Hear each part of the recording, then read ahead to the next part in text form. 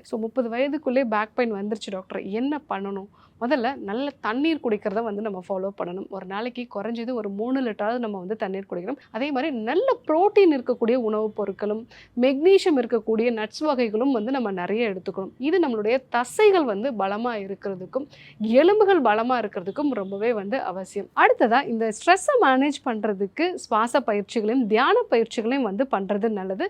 So இதெல்லாம் நம்ம வந்து ஃபாலோ பண்ணிட்டு, நம்ம எப்படி உட்கார்ந்து வேலை செய்றோம், அந்த பொசிஷனை வந்து கரெக்ட்டா மெயின்டெயின் வந்து பண்றது, நம்மளுடைய பாஸ்சர் கரெக்ட் ஆகும். அதே மாதிரி வந்து ஃபுட்டை கரெக்ட் பண்ணுறோம், லைஃப் ஸ்டைலை கரெக்ட் பண்ணுறோம், ஸ்ட்ரெஸ்ஸை வந்து மேனேஜ் பண்ணுறோம்.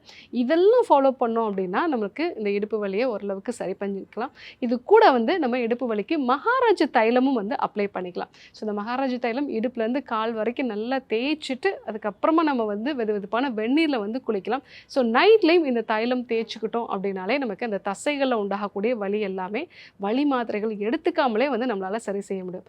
ஸோ 30 வயதுக்குள்ளேயே வந்து இடுப்பு வலி வருது. ஸோ இதற்கான காரணங்கள் நம்மளுடைய பாஸ்சர், உட்கார்ந்து வேலை செய்யக்கூடிய விஷயம், அதே மாதிரி நம்ம எடுத்துக்கொள்ளக்கூடிய உணவுகள், நல்ல புரோட்டீனோ இல்லை வைட்டமின்ஸோ இல்லாத உணவுகள், ஜங்க் ஃபுட்ஸ் வந்து நிறைய வந்து எடுத்துக்கிறது.